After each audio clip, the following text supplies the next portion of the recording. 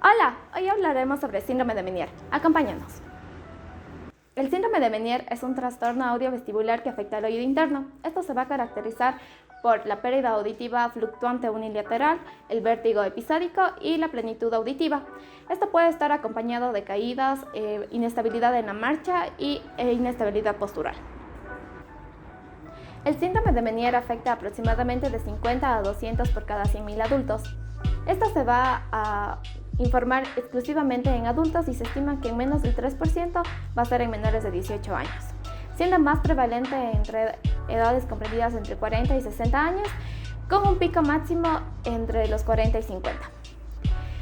La prevalencia va a ser igual tanto en hombres como en mujeres, pero en estudios recientes se ve que una prevalencia ligeramente mayor en mujeres con 1.86 a 1 en relación hombre-mujer.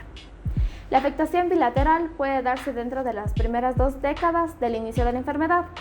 En muchos pacientes, la disminución más perjudicial, tanto a nivel auditivo como a nivel del equilibrio, se va a producir dentro de la primera década del diagnóstico. La etiología del síndrome de Meniere posee muchas incógnitas en cuanto a la medicina moderna. Se cree que esta patología se debe a una alteración patológica de lo que es la presión endolinfática del oído interno. Eso se puede deber ya sea a un aumento en lo que es la producción de endolinfa o una disminución de la reabsorción de la misma. Esto se puede deber a lo que son procesos virales, enfermedades autoinmunes o factores genéticos. Lo que sucede es que existe un aumento en la presión endolinfática del oído interno y de consecuente forma una distensión del laberinto membranoso, que de consecuente forma va a causar que un exudado de líquido endolinfático que va a llegar a lo que son las células ciliadas cocleares. Y una vez en esas células ciliadas cocleares, por los altos niveles de potasio que encontramos en el endolinfa, va a producir una toxicidad en esas células y la sintomatología característica del síndrome de Meniere. La fisiopatología del síndrome de Meniere, como muchos otros aspectos de esta enfermedad, es un enigma. Existen varias teorías postuladas que intentan explicar este fenómeno, pero como mencionado, solo son teorías y no existe ninguna forma de comprobarlos. En sí mismo, lo que creemos, la explicación más lógica de esto es que existe un aumento en la presión endolinfática y una distensión del laberinto membranoso.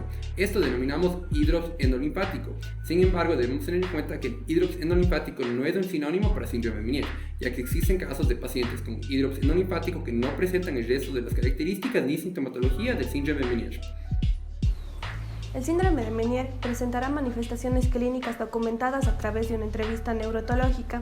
Estas serán registradas por medio del médico otorrinolaringólogo o un residente, con un cuestionario de preguntas cerradas y abiertas. En las manifestaciones clínicas del síndrome de Meniere tenemos el vértigo, en el cual en los 60 minutos posteriores y después de los 60 minutos del episodio van a tener síntomas acompañados. Entre ellos está el tinnitus y la presión auditiva, seguido por la náusea y mareo como los síntomas más comunes y la fotofobia, fonofobia, migraña, cefalea, sudoración, hiperestesia y parestesia. El vértigo es la manifestación clínica característica del síndrome de Meniere.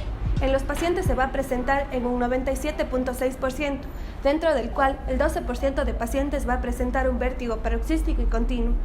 El 85.5% presentará ataques de vértigo y el 1.2% de estos no van a presentar vértigo. En la hipoacusia subjetiva, los síntomas acompañantes más comunes van a ser el tinnitus y el vértigo.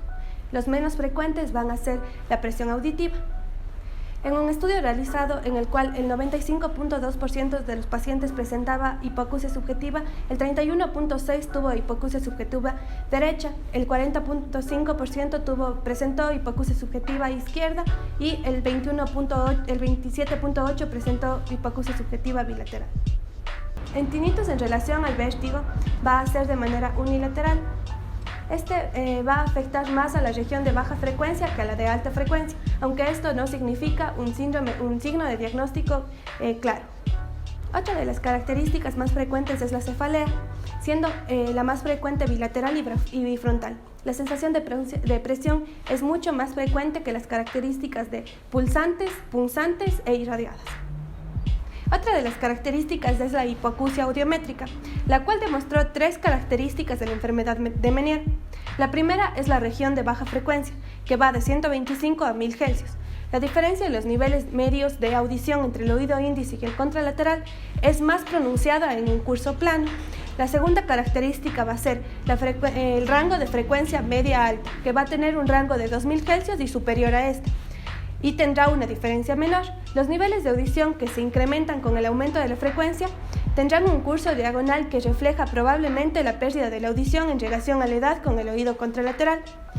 Como la última característica tenemos la región de baja frecuencia, en la cual los niveles de audición contralateral y frecuencias más bajas serán de 125 Hz a 250 y van a corresponder al inicio de la pérdida de audición de baja frecuencia, que va a ser típica en la enfermedad de Meniere, y esta va a evolucionar en el oído contralateral.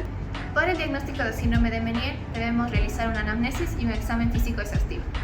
En la anamnesis debemos preguntar al paciente por la primera crisis de vértigo, debido a que esta siempre es más sencilla de recordar en la mayoría de los pacientes. Debemos preguntar por la frecuencia, intensidad y duración, así también como la presencia de otros síntomas acompañantes, debido a que en la enfermedad de Meniere la única forma en la que se puede diagnosticar es con diagnósticos diferenciales. Para exploración física debemos realizar una otoscopía seguida de una exploración otoneurológica. Durante la crisis la otoscopía puede resultar normal. Si es que realizamos una acumetría con diapasones, vamos a encontrar hipoacusia de percepción del lado del acúfeno. También se puede presentar nistagmo horizontal cambiante dependiendo de la fase de la crisis. En la intercrisis, la acumetría podría ser variable y la otoscopía normal dependiendo de la fase de evolución de la enfermedad. Se realiza igualmente una audiometría, debido a que la hipoacusia neurosensorial de bajas y medianas frecuencias es un hallazgo muy frecuente en el síndrome de Meniere. En las etapas iniciales del síndrome podemos ver hipoacusia de bajas frecuencias y esta va afectando el resto de frecuencias dependiendo del avance de la enfermedad, hasta llegar al aplanamiento de la curva en audiometría. En cuanto a los exámenes de imagen, la tomografía axial es la de elección. Se ha demostrado en pacientes que padecen de síndrome de Meniere la presencia de acueductos vestibulares más cortos en comparación a personas sanas, tanto en el oído afectado como en el oído contralateral. También podemos usar la resonancia magnética con contraste de gadolíneo, en donde podemos detectar la presencia de hidróxido linfático en el oído afectado. La Academia Americana de Otorrinolaringología y Cirugía de Cabeza y Cuello ha establecido la clasificación estricta del diagnóstico de síndrome de Meniere, dejándola en 4 categorías, siendo estas cierta, definida, probable y posible, siendo las más importantes la definida y la probable. La categoría definida se caracteriza por 2 o más episodios de vértigo espontáneo con una duración entre 20 minutos y 12 horas cada uno.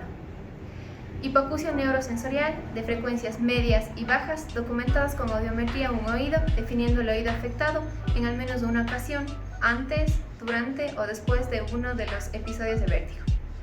Síntomas auditivos fluctuantes como hipoacusia, acúfenos o plenitud óptica en el oído afectado. O no existe otro diagnóstico vestibular que pueda explicar los síntomas. Por otro lado, la clasificación probable se caracteriza por 2 o más episodios de vértigo o mareo con una duración entre 20 minutos y 24 horas cada uno.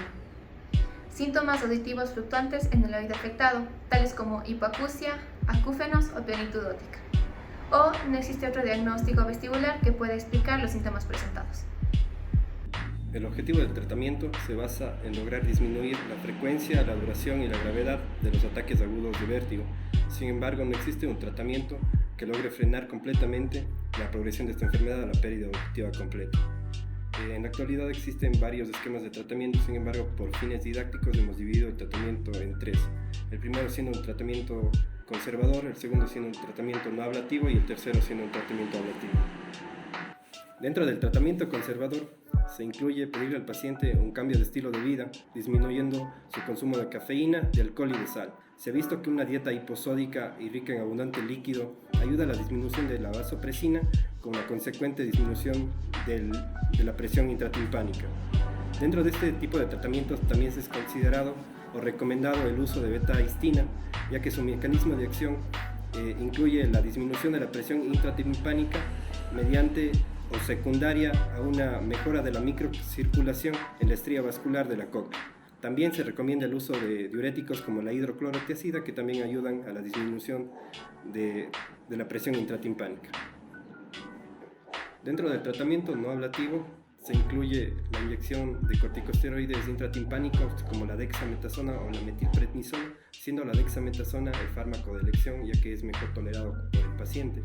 Dentro de este tipo de tratamientos también se incluye la cirugía de derivación de saco endolinfático, ya que ayuda a quitar o disminuir el excedente del líquido endolinfático, disminuyendo así los ataques de vértigo. Dentro del tratamiento ablativo se incluye la inyección intratimpánica con gentamicina y 2 tipos de cirugía si no se ha controlado los ataques de vértigo. Estos tipos de cirugía es la neurotomía vestibular, ya que esta brinda seguridad y estabilidad al nervio coclear. Y el segundo tipo de cirugía es la labirintectomía con implantación coclear. Sin embargo, esta tiene una desventaja, ya que produce una pérdida completa de la audición en el lado afectado, por lo que se recomienda la rehabilitación auditiva. Y recuerda, si presentas inestabilidad en la marcha, no escuchas bien, presentas dolor de cabeza, vómito, náusea, acude a tu médico de cabecera.